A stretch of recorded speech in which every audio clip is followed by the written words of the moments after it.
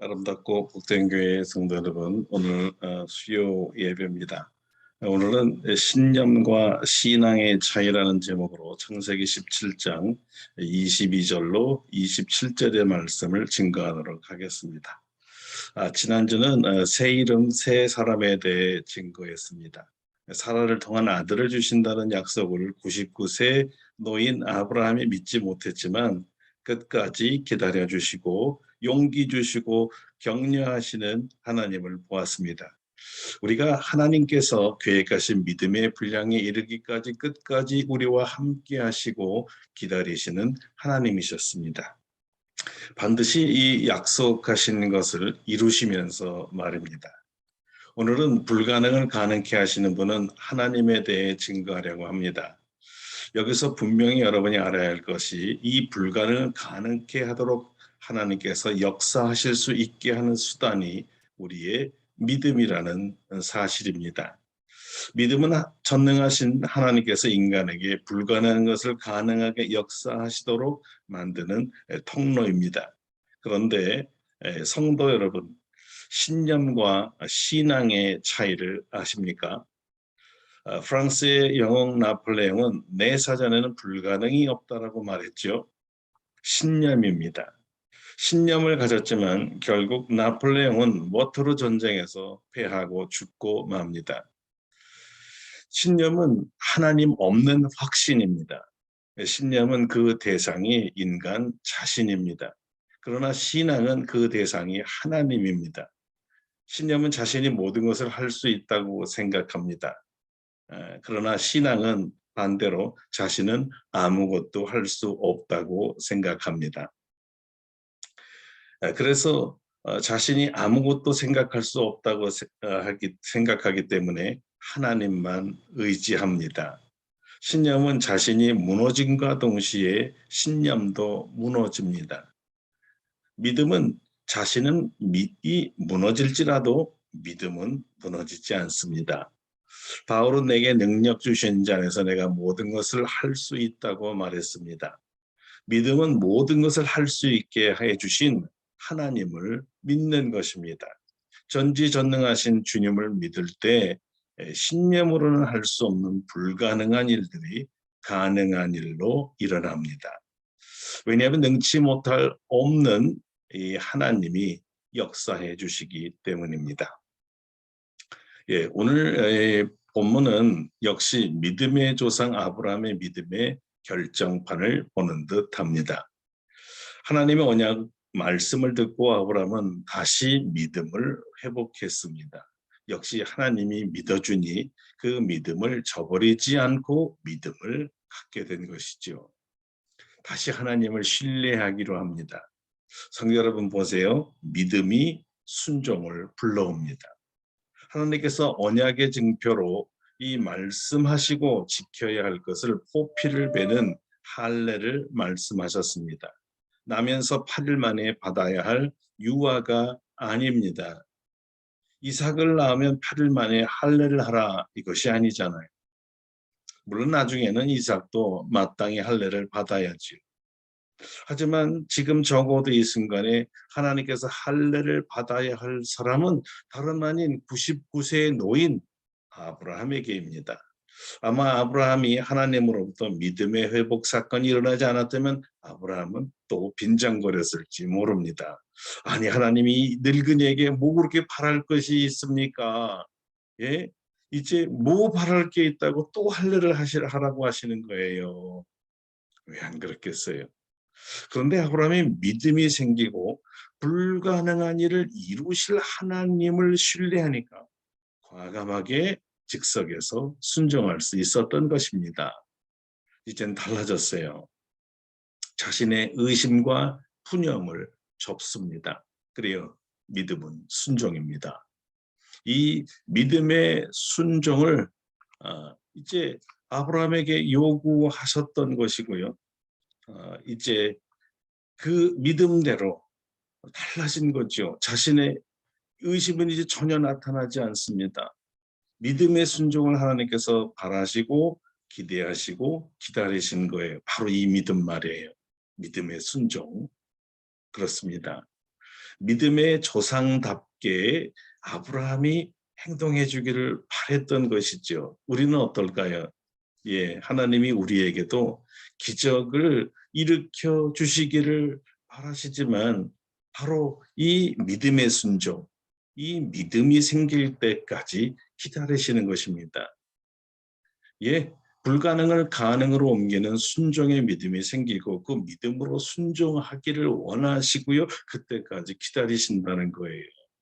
그러니 성도 여러분, 하나님께서 무엇을 말씀하셔도 순종의 믿음 그리고 믿음의 순종이 있기를 주님의 이름으로 축원합니다. 그리고 보면 그리스도인, 다시 말해 믿음의 사람들은요. 기적 속에서 믿음으로 사는 사람이에요. 다시 거꾸로 얘기하면요. 믿음으로 기적 속에서 사는 사람들이죠. 순종이 가져오는 복은 너무 큽니다. 결국 백세의 이 기적적인 응답을 받지 않습니까? 하나님께서 말씀하시면 무엇이든지 아멘하고 순종하는 믿음이 생기기까지는 단번에 되지 않지만, 그래서 시간이 많이 걸리겠지만 믿음의 궤도에 오르면 생각하지 못한 하나님의 축복들과 기적들을 마주하게 되는 것이지요. 그래서 이것을 신앙의 묘미, 신앙의 맛이라고나 할까요? 마치 큰 산이나 건물이 당장 이 내 눈앞에 있으면 잘 보이지를 않죠. 그래서 뒤에 있는 것들은요 전혀 볼 수가 없어요. 하지만 산을 이렇게 지나쳐가거나 건물을 지나가게 되면 그 뒤에 가려진 것들이 저절로 자연스럽게 보이잖아요. 우리가 이 당면한 시험이란 이 산과 같은 것, 우리가 당면한 이 건물과 같은 것이 지금 보기에는 너무 커 보이고 넘지 못할 아주 어려운 문제로 보이지만 넘지 못할 산이 없는 것처럼 믿음의 사람들은 다 믿음으로 넘어가는 거예요. 그때 기대하지도 못한 절경을 보는 것처럼 하나님께서 예비하신 아주 놀라운 선물들을 보게 되는 것입니다. 자, 기대하세요. 믿음의 승리에는요, 준비하신 놀라운 하나님의 선물이 있으니까요.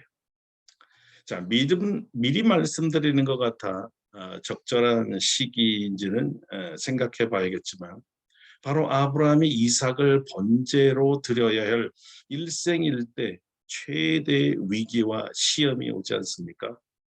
그때 믿음이 장성한 아브라함이 하나님의 절대 이 명령에 순종하여서 이삭을 번제로 드리잖아요. 마지막 이 칼로 죽이려고 그리고 피를 흘려 제사를 드리려고 바로 그 찰나에 하나님의 음성을 듣습니다. 한마디로 멈춰라, 멈춰라였습니다.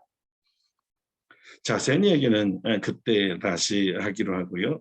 하나님께 드릴 번제가 이삭이었다면 이 믿음을 확인하신 하나님께서 미리 아브라함은 넉넉히 이 시험의 순종으로 이길 줄 확신하고 번제할 양을 따로 준비했었습니다. 다만 그때는 너무 심각해요. 하나님이 준비한 양을 보지 못했을 뿐이지요. 순종에 집중했으니까요.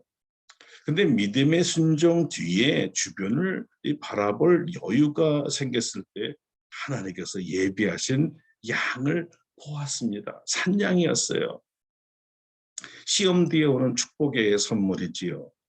당장에 내 눈에 보이지 않지만요. 시험을 통과하면 눈이 밝아져서 미리 하나님께서 준비한 선물이 드디어 보이게 됩니다. 그러나 성도 여러분, 시험이 오면 꼭 순종으로 승리하셔서 하나님이 준비하신 축복을 꼭 차지하시기를 축원합니다. 자, 오늘 성경을 보면요. 하나님께서 원하시는 할례는 사실 99세의 아브라함뿐만은 아니었습니다. 집안에 있는 모든 사람들이었지요.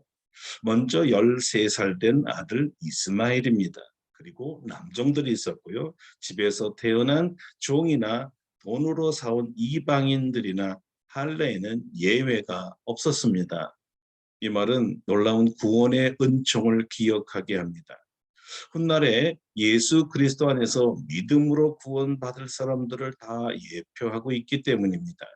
구원은 주인이나 종이나 유대인이나 이방인이나 어른이나 아이나 차별이 없습니다. 모든 죄인들이 다 구원받습니다.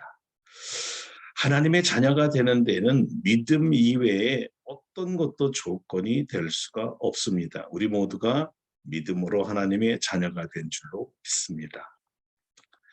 할례가 모두를 위한 것이라면 하나님의 축복의 약속도 또한 모든 사람을 위한 것이에요.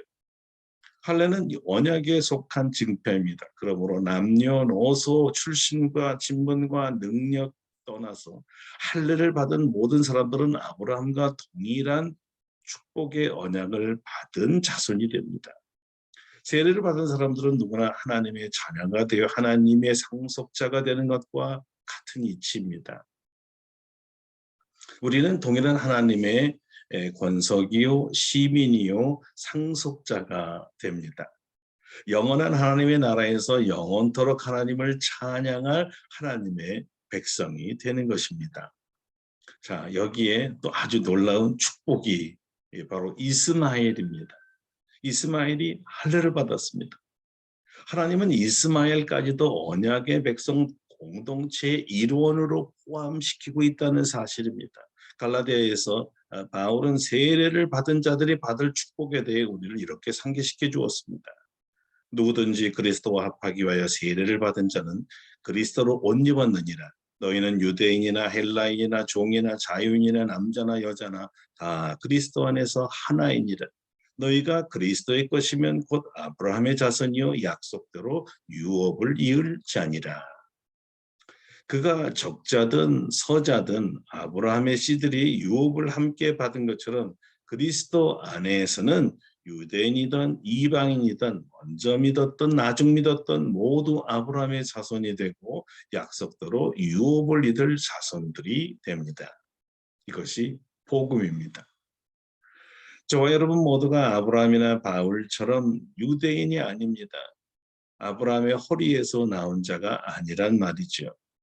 그러나 동일하게 믿음의 조상 아브라함의 후손들이 됩니다. 왜냐하면 아브라함의 씨, 아브라함의 후손으로 우리 주 예수 그리스도께서 오셨기 때문입니다. 그래서 이제 주 예수 그리스도 안에서 하나님의 자녀들은 모두 아브라함의 후손이라고 성경은 말하고 있는 것입니다.